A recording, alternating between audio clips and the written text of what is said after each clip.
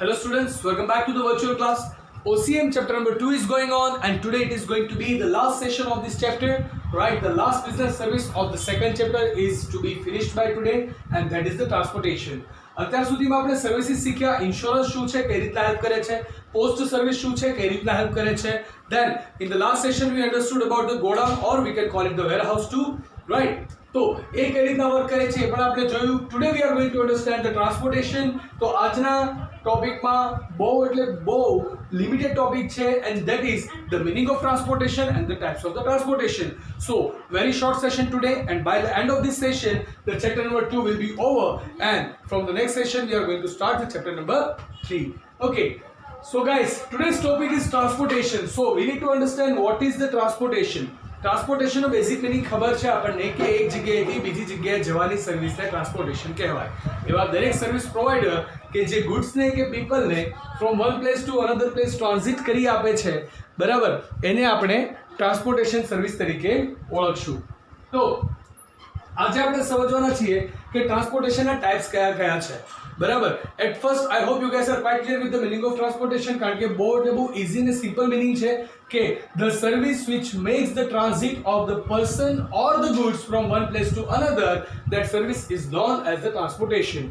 એવી સર્વિસ કે જે લોકોને અથવા તો ગુડ્સને એક જગ્યાએથી બીજી જગ્યાએ લઈ જાય, right, that help to migrate from one place to another place, it is known as the transportation. બહુ ઇઝી મિનિંગ છે, right? So by the meaning, now we are going to understand the types of the transportation.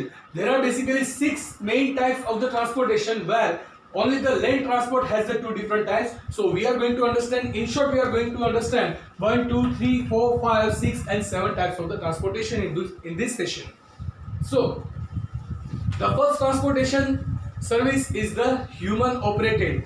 Guys, till date human operated transportation system works and there are the services available. Say for example કોલકાતાની વાત કરીએ કે પછી આગ્રાની વાત કરીએ કે આપણે દિલ્હીની વાત કરીએ, આ ત્રણેય સિટી એવા છે કે જ્યાં આજની તારીખે આપણને પેડલ રિક્ષાસ જોવા મળે છે અને એ પેડલ રિક્ષાસમાં લોકોનું અને ગુડ્સનું બંને ટ્રાન્સપોર્ટેશન થાય છે.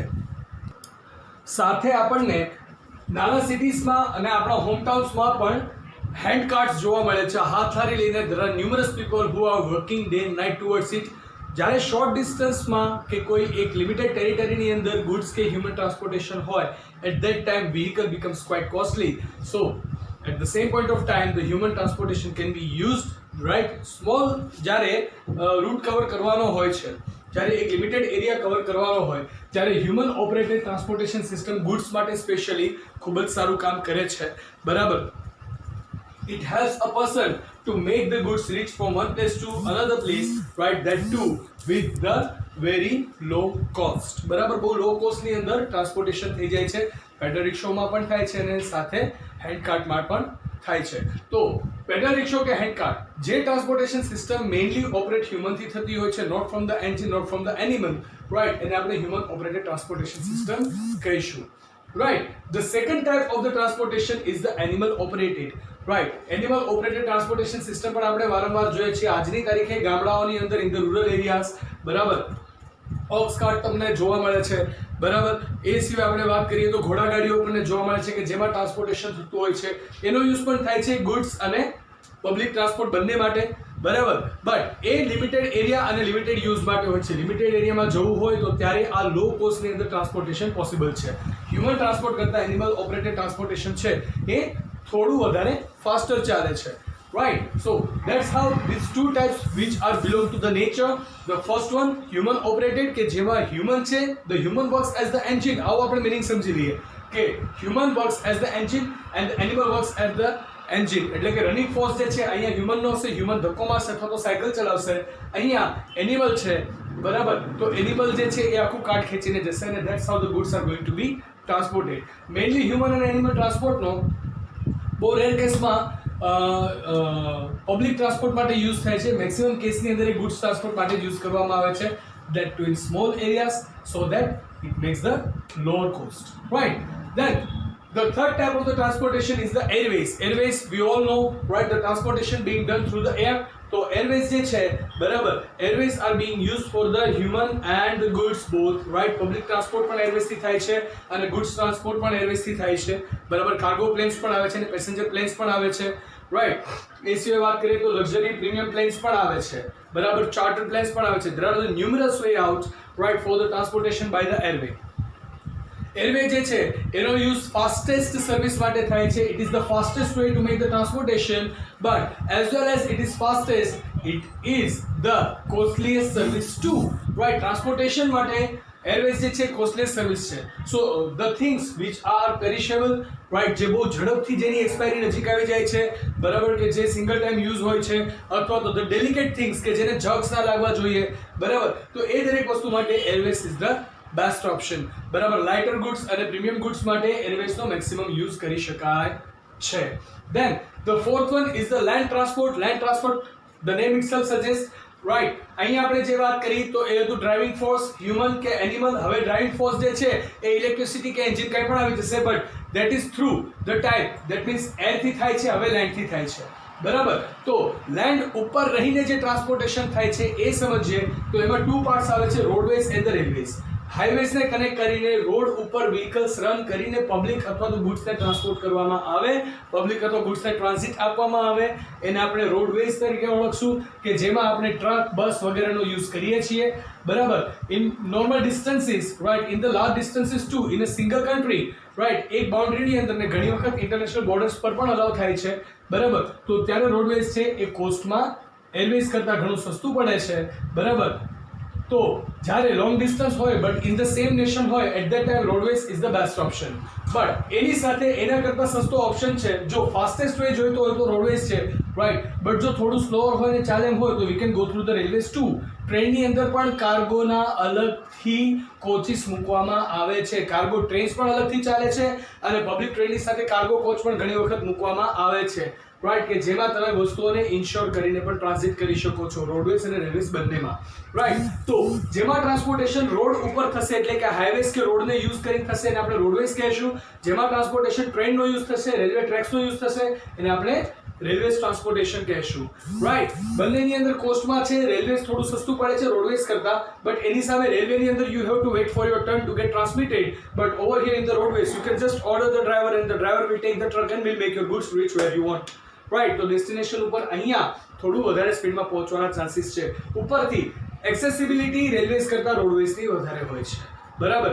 ઘણા એવા એરિયાઝ છે કે જ્યાં રેલવે સ્ટેશન નથી, તો રેલવે સ્ટેશન ના હોય તો ત્યાં રેલવે ટ્રાન્સપોર્ટેશન પોસિબલ નથી, રાઈટ. તો ત્યાં રોડવેઝ એવી વસ્તુ છે કે that can get connected to each and every corner of the nation, કે જ્યાં વાહન ચાલી શકે બરાબર. તો રેલવે કરતાં એક્સેસિબિલિટી રોડવેઝથી તમને વધુ જોવા મળે છે, right. Then the fifth type is the waterways. Waterways, the name itself suggests, દરિયાઈ માર્ગ અથવા તો પાણીનો માર્ગ. બહુ મોટી રિવર્સ હોય છે, ફોર એક્ઝામ્પલ ગંગા છે બરાબર, તો એની ઉપર પણ વોટરવેઝ ચાલે છે, અને મરીન ઉપર એટલે કે દરિયાઈ કિનારામાં પણ વોટરવેઝ ચાલે છે. ઇન્ટરનેશનલ ટ્રાન્ઝિટ માટે waterways is the cheapest way.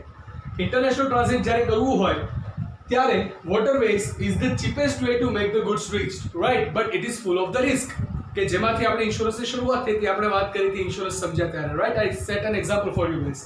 So waterways છે it is the cheapest for the international transportation, right. વોટરવેઝનો પણ યુઝ થાય છે, શિપ્સનો યુઝ થાય છે બરાબર, ગુડ્સને ટ્રાન્સપોર્ટ કરવા માટે. સાથે જ પબ્લિક ટ્રાન્સપોર્ટેશન માટે આપણે અલગ અલગ ફેરી સર્વિસનો અને એનો પણ યુઝ થઈ રહ્યો છે, અને જેનો લોકો યુઝ પણ કરી રહ્યા છે, રાઈટ. આજની તારીખે લોકો નીડ કરતા લક્ઝરી તરીકે વધારે વોટરવેઝને સમજે છે, કે ક્રૂઝ ટ્રાવેલ કરવું છે કે ફેરી ટ્રાવેલ કરવું છે, એક શોખ ખાતર કરે છે બરાબર. તો ત્યાં લોકોની ચોઈસ હશે, બટ ગુડ્સ જે છે એ આજની તારીખે વોટરવેઝથી એક્સપોર્ટ કરવામાં આવે છે. So the things which are not perishable by the near by time, right, અથવા તો ઝડપથી જેની એક્સપાયરી નથી આવતી, the things that can be preserve for the longer time, they are being sent from one place to another place by the waterways, so that cheapest way માં એ સારી રીતે desired ટાઈમમાં પહોંચી જાય બરાબર. તો fifth one was the waterways. Now we are coming to the last topic, and that is the transit through pipeline, right. Pipeline no use થાય છે ટ્રાન્સપોર્ટેશન માટે. It is being used for the transportation of goods and maximum the liquid, right. તમને બુકની અંદર example આપ્યું છે હઝીરા સુરતનું, કે હઝીરા સુરતથી ઓઇલની પાઇપલાઇન મધ્યપ્રદેશ સુધી ખેંચેલી છે, રાઈટ. કે એક પાઇપલાઇનની અંદર અહીંયાથી ટ્રાન્ઝિટ કરવામાં આવે ને સીધું મધ્યપ્રદેશ પહોંચશે, રાઈટ. બટ હું તમને એક બીજું એક્ઝામ્પલ આપીશ કે એની અંદર સોલિડ થિંગ્સ પણ પાઇપલાઇનથી ટ્રાન્સમિટ થાય છે, રાઈટ. જો તમે સોમનાથવાળા રસ્તા ઉપર જાઓ તો ત્યાં કોડીનાર કરીને એક ગામ છે અને કોડીનાર પાસે તે ગુજરાત અંબુજા સિમેન્ટ લિમિટેડનો પ્લાન્ટ છે, રાઈટ.